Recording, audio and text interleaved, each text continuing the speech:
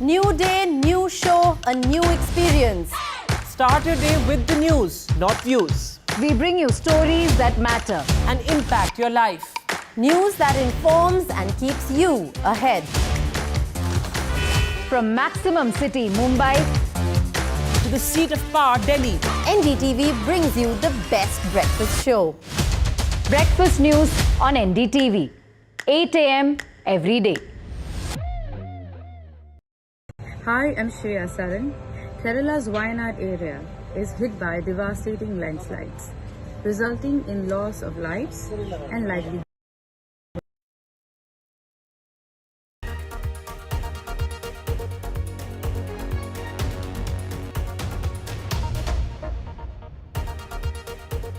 You are watching The World 24/7 on the NDTV network. I'm Parmeshwar Bava. Let's begin with the headlines we're tracking at the moment. Prime Minister Modi is in Singapore, where he's just wrapped up a meeting with Lawrence Wong, the Prime Minister of Singapore. In a short while, he will meet with the President, Tharman Shanmugaratnam. The Prime Minister will also engage with Singaporean business leaders and interact with key figures in Singapore's semiconductor ecosystem.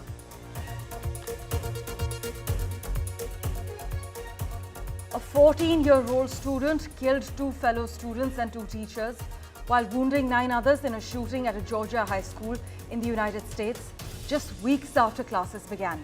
The shooting was the first of the new school year in the US, a stark reminder of the threat of gun violence in schools and colleges across the nation.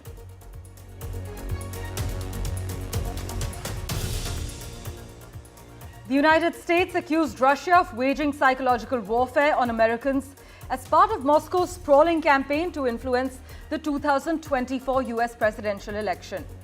Authorities alleged that RT, the Kremlin-backed news outlet, was behind criminal actions that included paying US influencers millions to post pro-Russia content.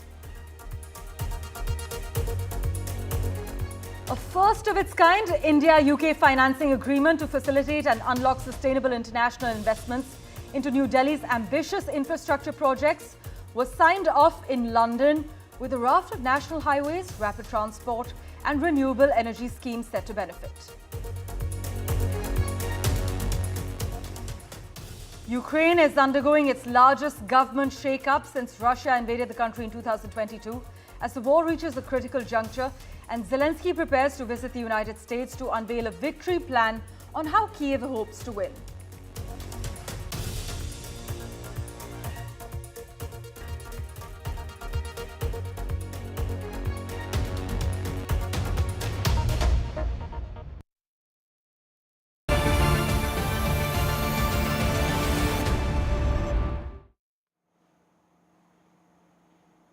Well, our big focus, the Prime Minister's touchdown in Singapore. Well, Prime Minister Modi is in a bilateral meeting with his Singapore counterpart, Lawrence Wong. This visit, as we've been covering, is expected to see the two sides making efforts to boost cooperation in areas like advanced manufacturing, maritime connectivity, aviation, skills, as well as healthcare. Now, as per reports, among the big key takeaways will be an MOU for cooperation in the semiconductor sector, in which Singapore is a global leader. And Singapore, as you know, has been a long-term investor in India. In fact, since 2000 till now, we have an accumulative FDI of 160 billion US dollars. Here are the details.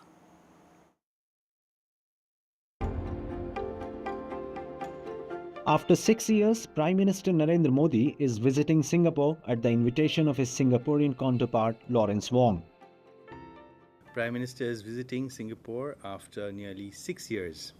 In fact, his last visit to Singapore was in his first term as Prime Minister, and an early visit during his third term is something that is particularly welcomed by the Singaporean side. And also this is at the time when a new leader in Singapore, in His Excellency Prime Minister Lawrence Wong, has just taken over, and this is an opportune time to set the stage for the next stage of our vibrant bilateral relationship. The visit comes a week after the second round of India-Singapore Ministerial Roundtable held in Singapore. The Indian delegation included Finance Minister Nirmala Sitharaman, Foreign Minister Dr. S. Jaishankar, Commerce Minister Mr. Piyush Goyal, and Information and Broadcasting Minister Ashwini Vaishnav. The meet reviewed progress of key bilateral issues and identified advanced manufacturing and connectivity as thrust areas. As India's sixth largest trade partner and largest source of FDI, PM's visit is expected to push the pedal on bilateral trade.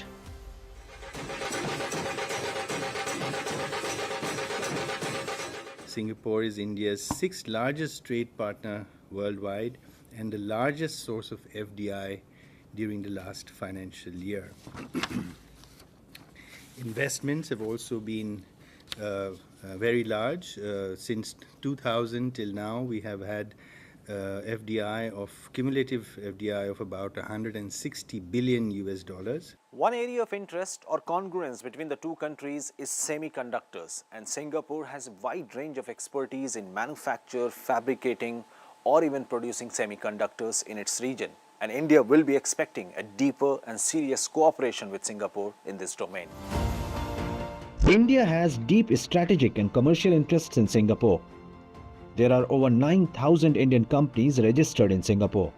80% of listed offshore bonds by Indian issuers are listed on Singapore Stock Exchange. In February 2023, India's UPI and Singapore's PayNow connected for speedier remittances between the two nations. The visit comes as India is countering Chinese influence in its maritime domain by pushing ahead its Act East policy. As New Delhi continues to build on its role as a major player in the Indo-Pacific, these visits will pave the way for deeper strategic and trade collaboration between India and the entire ASEAN region. Mohammad Ghazali for NDTV.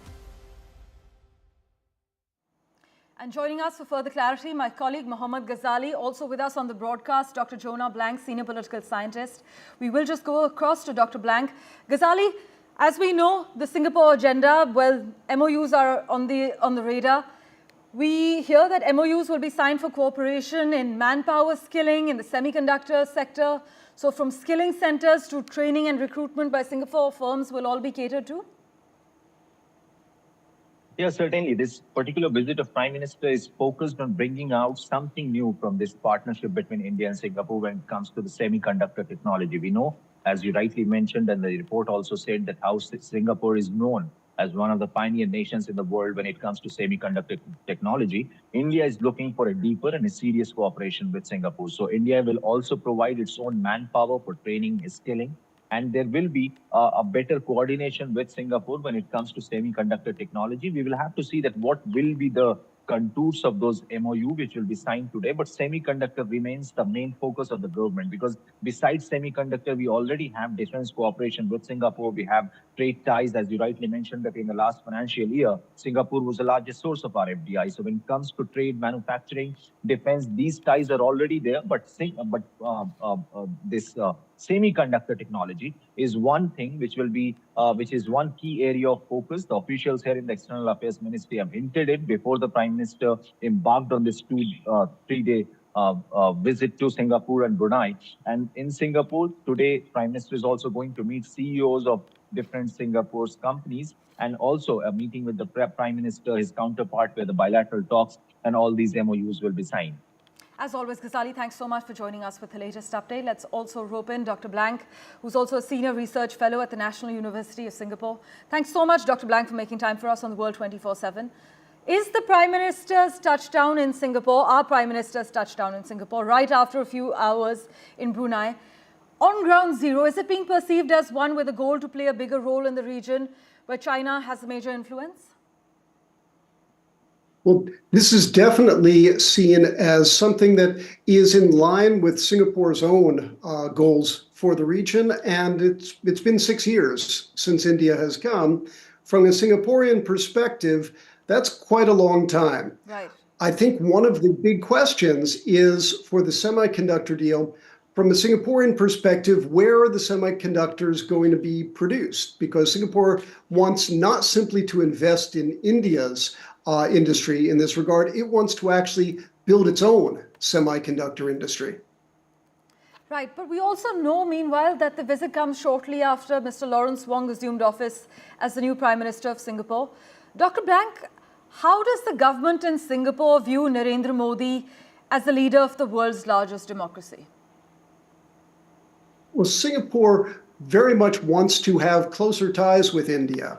Singapore is already a very close security partner with India, and this is a part of the discussion that both countries want to solidify but keep a little bit out of the public eye. So I think it's pretty safe to assume that there were a lot of security discussions behind closed doors that were not really broadcast as much to the general public.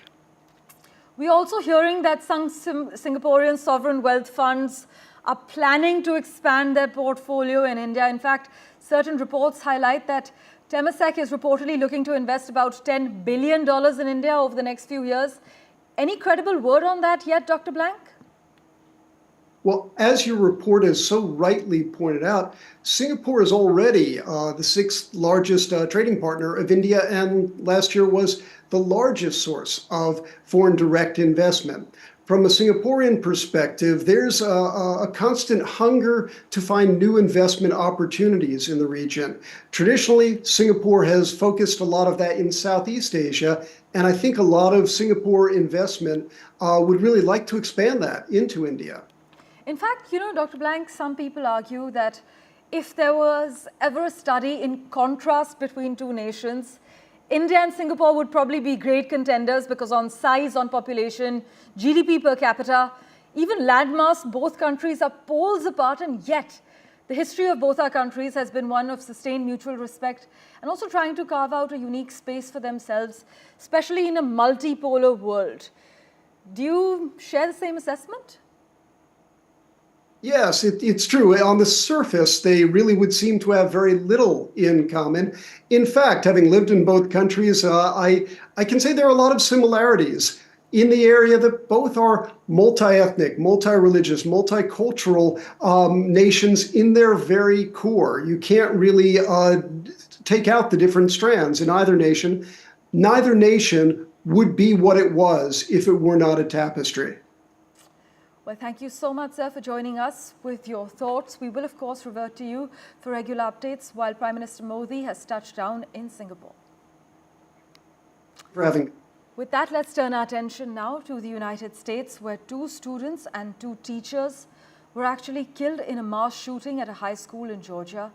The suspect, a 14-year-old student at the high school, was questioned by law enforcement even last year regarding anonymous tips about online threats to commit a school shooting.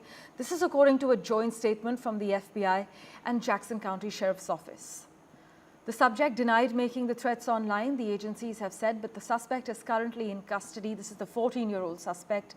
And this shooting, unfortunately, is at least the 45th school shooting in 2024. It comes less than a month since classes resumed as the United States continues to struggle to bring a gun violence epidemic under control. So before I begin, I do want to say a few words about this tragic shooting that took place this morning in Winder, Georgia. We're still gathering information about what happened, but we know that there were multiple fatalities and injuries. And you know, our hearts are with all the students, the teachers, and their families, of course. And we are grateful to the first responders and the law enforcement that were on the scene. But this is just a senseless tragedy on top of so many senseless tragedies. And it's just outrageous that every day in our country, in the United States of America, that parents have to send their children to school worried about whether or not their child will come home alive. It's senseless. It is. We've got to stop it. Well, the U.S. has seen hundreds of shootings inside schools and colleges in the past 2 decades, as we have been reporting. In fact, the Gun Violence Archive reported there had been 384 mass shootings in the U.S. this year, before Wednesday's incident in Georgia, and more than 11,500 killed by gunshots, excluding suicide. In fact, the group considers a mass shooting to be one in which 4 or more victims are killed or shot, not including the shooter. Tony Waterman joins us with the latest from Ground Zero. The investigation is still very much in the early stages, but what we know so far is that 2 students and 2 teachers at the Appalachian High School in Winder, Georgia, were killed on Wednesday. Officials say another 9 people were taken to local hospitals with various injuries. A suspect is in custody, a 14-year-old male student at the school. The county sheriff says he has been interviewed, but at this point, no motive has been released. Officials added that they're not aware of any connection between the suspected shooter and the victims.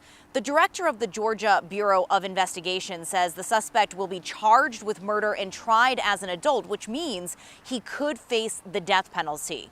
This shooting at the high school, which is located about an hour outside of Atlanta, started just after 10 a.m. local time Wednesday. Police arrived within minutes and say once confronted, the suspect surrendered immediately. Now, as you'd imagine, there's been an outpouring of grief over this incident. Kamala Harris, the Democratic nominee for president, calling it a senseless tragedy. Former President Donald Trump saying our hearts are with the victims and their loved ones, while President Joe Biden reiterated calls for stronger gun laws. According to the Gun Violence Archive, there has been 385 mass shootings in the U.S. so far this year, 45 of those happening at schools, yet lawmakers have done nothing to advance legislation to make it harder for people to access firearms. Now, Appalachian High School is going to remain closed for the remainder of the week as the investigation continues and the community tries to pick up the pieces. Tony Waterman, NDTV, Austin. Meanwhile, the United States accused Russia of waging psychological warfare on Americans as part of Moscow's sprawling campaign to influence the 2024 presidential election. Authorities allege that RT, the Kremlin-backed news outlet formerly known as Russia Today, was behind criminal actions that included paying U.S. influencers millions to post pro-Russia content. The U.S. charged 2 Russian RT employees and sanctioned its executives, something that has been described as the Biden administration's most significant response yet to Russian interference efforts. But U.S. intelligence does believe the efforts could favor Republican nominee Donald Trump, whom Moscow views as a Ukraine skeptic. In fact, experts have warned that artificial intelligence has made it easier for countries like Iran and China to sway U.S. public opinion ahead of November's election. Let's get you a quick update from Canada now, where NDP leader Jagmeet Singh is ending his party's supply and confidence agreement with Prime Minister Justin Trudeau's Liberal government. The deal, set to last until June 2025, was terminated as announced in a social media video. In fact, Mr. Singh criticized Justin Trudeau, saying Mr. Trudeau has shown time and again that he caters to corporate greed. The Liberals have failed Canadians and don't deserve another chance. This is what Mr. Singh has said. In fact, looking ahead, he warned of a looming battle against Pierre Poilievre and the Conservatives, accusing them of planning cuts that would impact workers, retirees, youth and families, all to benefit big corporations and wealthy CEOs. By the way, Jagmeet Singh has vowed to run in the next election to fight against these Conservative cuts. Listen in. Today, I notified the Prime Minister that I've ripped up the supply and confidence agreement. Canadians are fighting a battle for the future of the middle class. Justin Trudeau has proven again and again he will always cave to corporate greed. The Liberals have let people down. They don't deserve another chance. There is an even bigger battle ahead. The threat of Pierre Poilievre and Conservative cuts from workers, from retirees, from young people, from patients, from families. He will cut in order to give more to big corporations and wealthy CEOs. The fact is, the Liberals are too weak, too selfish, and too beholden to corporate interests to fight for people. Well, news and updates continue in a moment, right after this very short break. Don't go anywhere.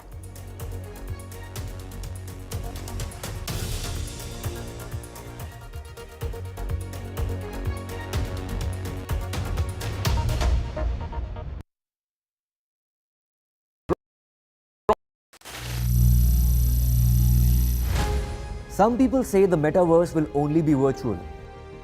One day this lecture hall will be made of code. and driverless cars would be trapped in intersections. But even in this maze of the future, you can't wish away health. It's time to become more resilient.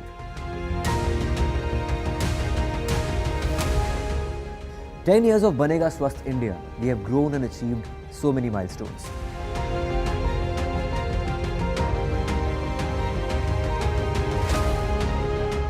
And now I have a plan to beat the urgency, to stop breathing with difficulty, to relieve getting choked with inactivity.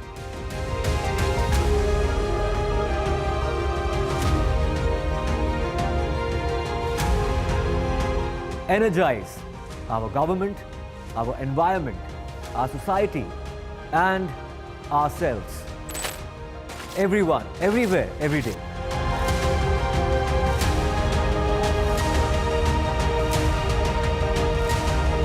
Banega Swasth India. One world hygiene. Stay informed and entertained with the new and updated NDTV News app. You can watch all our channels live, listen to podcasts, read breaking and exclusive news from around the world and more. Download the NDTV app today and get access to the best journalism and storytelling on your smartphone or tablet. The NDTV app. News that matters to you. Landslide devastation in Kerala's Wayanad. Join NDTV's initiative. Donate for Kerala.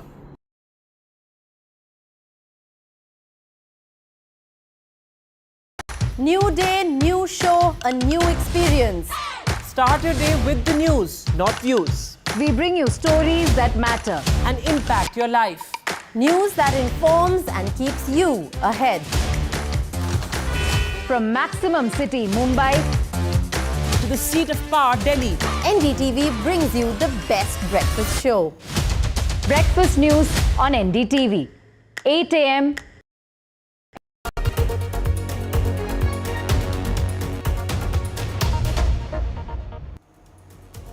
Welcome back. Ukraine is undergoing its largest government shake-up since Russia invaded the country in 2022. As the war reaches a critical juncture and President Zelensky prepares to visit the United States to unveil a victory plan on how Kyiv hopes to win Ukraine's entire battle with Russia. In fact, I must inform you that Dmytro Kuleba, Ukraine's foreign minister, has resigned as part of a wide-ranging government reshuffle designed to give what Zelensky has called new strength to the embattled country. But Zelensky's US visit later this month comes as Ukraine is preparing for various scenarios ahead of the presidential election in November in the US that could affect the future of a key partnership that has until now ensured Ukraine's defense. Joining us for a quick comment, geopolitical analyst and national security attorney Irina Sukuman. Thanks so much, Irina, for making time for us. Take us through the significance of Zelensky reshuffling his cabinet at a key moment in the war and ahead of his trip to the United States. The reshuffle was expected. It's been in the works for a very long time. Kuleba is actually one of 6 ministers and senior officials who have tendered their resignation, and the parliament actually declined 2 of these resignations, keeping those officials in place. Kuleba's own resignation will be voted on by the parliament tomorrow. There is some difference in tone over the reasons for this reshuffle.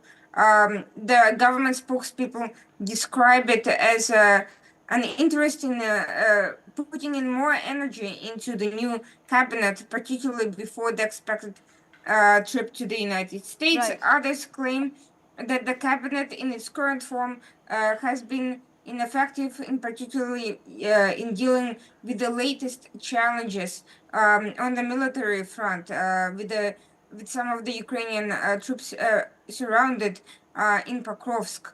Regardless, most of these officials, including Kuleba, are expected to remain active in the government, and Kuleba is going to be addressing Ukraine's relations with NATO in his future position. Well, Irina Sukuman, thank you so much for joining us with that quick comment. The Ukrainian president has not given any specific reason for this reshuffle, but it was on the radar. It has not been dealt as a surprise. It is a key moment for Ukraine in the war, and all eyes are on Zelensky's entire visit to the United States later this month. Well, thank you for investing your time and watching this edition of The World 24/7. We'll keep tracking the latest developments for you. Do stay tuned.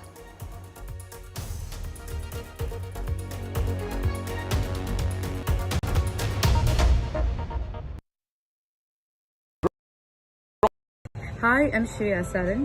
Kerala's Wayanad area is hit by devastating landslides, resulting in loss of lives and livelihood. Kerala needs your help right now.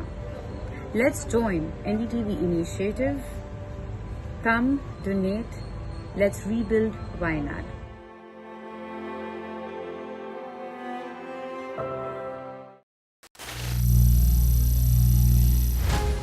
Some people say the metaverse will only be virtual. One day this lecture hall will be made of code, and driverless cars would be trapped in intersections. But even in this maze of the future, you can't wish away health. It's time to become more resilient.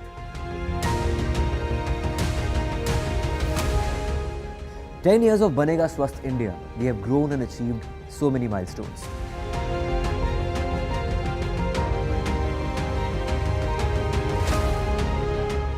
And now I have a plan to beat the urgency, to stop breathing with difficulty, to relieve getting choked with inactivity.